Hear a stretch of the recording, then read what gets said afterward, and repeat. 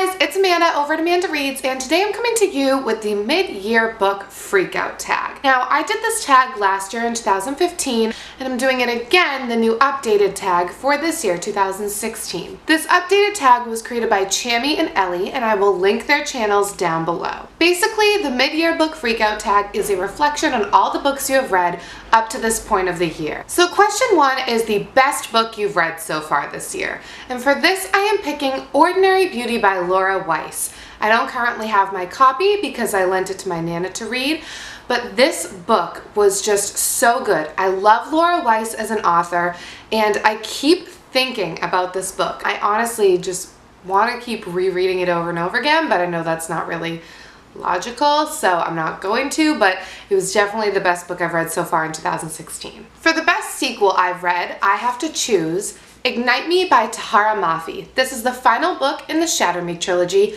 and I absolutely loved this book the most. This book just wrapped everything up the way I wanted it to. I've never had such a satisfying conclusion to a trilogy or a series. Question 3 is a new release that you haven't read yet but you want to, and for this I am choosing Summer Days and Summer Nights, edited by Stephanie Perkins.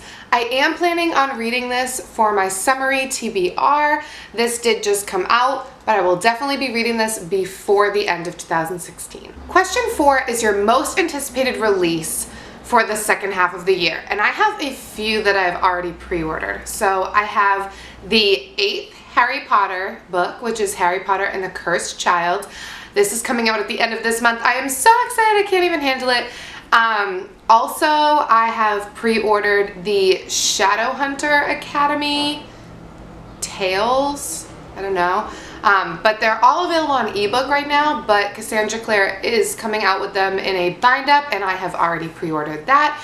And then the third book I'm really excited about coming out this year is the Harry Potter and the Chamber of Secrets Illustrated Edition. Number 5 is your biggest disappointment of 2016, and unfortunately, that is going to be Between the Lines by Jodi Picoult and Samantha Van Leer. I read this in April during all of those readathons that I participated in, and if you watch my wrap-up from that month or those readathons, you will know that I was severely disappointed by this book.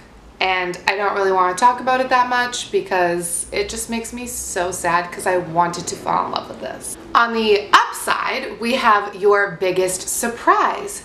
And for that, I am choosing the first book in the Incorrigible Children of Ashton Place series, which is The Mysterious Howling by Mary Rose Wood. I thought that this book was just going to be a cute, fun little children's book, and it was, but it had so much more to it. There is an underlying mystery, there's some morbidness to this, like the kids being actually hunted, like with guns by huntsmen. It definitely has some interesting undertones. And I'm really excited to continue on with the series. I do own all of them except the last book, which isn't coming out until 2017. It was just such a surprise. It gave me so much more than what I was expecting from it. Next, we have your favorite new author, and I have read a lot of new to me authors this year. And I think that to not really repeat anyone that I've already talked about in this tag video, I'm going to choose Leigh Bardugo because in January I did read the Grisha trilogy, and I read it and I listened to it on audiobook, and I loved both experiences with that. I wanted to highlight Leigh Bardugo for her uniqueness and the way she kind of thread together this really cool world and, you know, had politics involved, but it wasn't too much, and I really liked the Grisha trilogy. And I'm really looking forward to picking up more Leigh Bardugo in the future. The next question is newest fictional crush, and for that I am choosing Matt Beaulieu from The Promise of Stardust by Priscilla Sibley. Now this is a book about a woman who goes into a coma, and her husband is all ready to kind of take her off life support like she wanted, except then they find out that she is pregnant. And so he decides to fight for the baby's life because he knows it's what his wife would have wanted.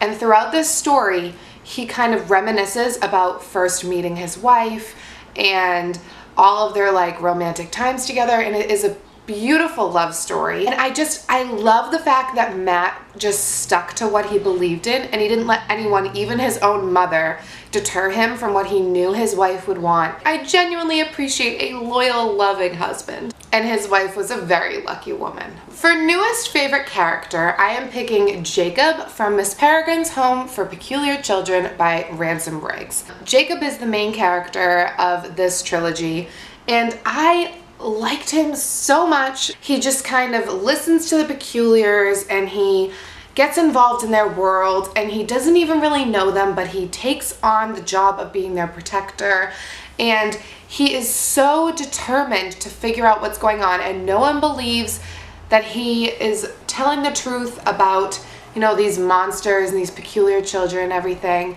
And he doesn't care. He knows he's not crazy. He knows what he has to do. He knows what the right thing to do is. And I loved him for that. He's very determined. He is not judgmental. I mean, he would make an amazing friend. And I really think that he's a great character. Next up is a book that made you cry. And for that, I have chosen Maybe Someday by Colleen Hoover. Now, not only did the actual plot of the story make me cry, but as I mentioned in my wrap-up when I read this, there is a playlist that accompanies this book.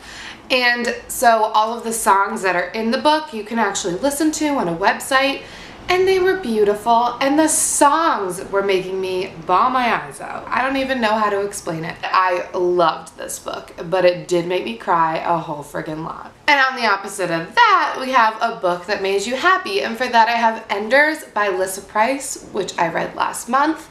I loved the way this duology wrapped up. This book was action-packed, and I just felt like Lissa Price did a really good job. I know that some of the things were rushed at the very end. I agree, things were not wrapped up as nicely as they could have been.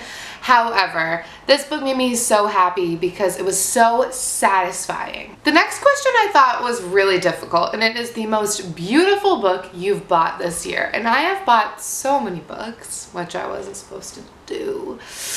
And I've bought a lot of beautiful books, but for some reason I just kept thinking of this book, which many of you might not consider beautiful, but I really like it for some reason.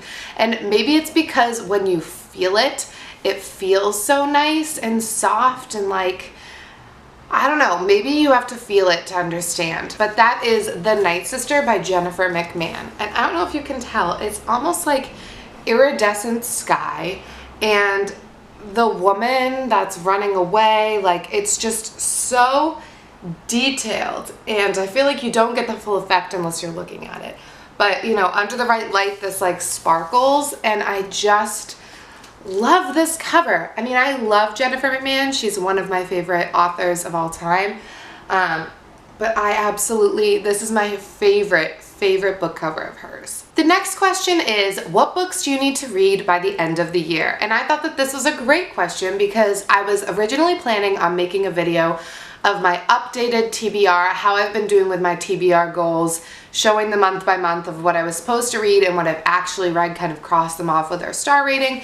So what I'm actually going to do is at the end of this video, I'm going to display my TBR that I had set for the year and show you basically my progress so you can see what books I am supposed to be reading before the end of the year. And also the last question is to say your favorite book community member, and I have so many different favorites, I guess you could call them favorites, but for so many different reasons. So I think I'm just going to list a few at the end of this video as well. So that was it for my 2016 mid-year book freakout tag. I hope you enjoyed. If you've done this tag, please link it down below. I'm so interested in what everyone has read so far this year because it gives me a whole new perspective on books, and I think this tag is a great way to discover new books that I might never have heard of before. So please, please, please link it down below.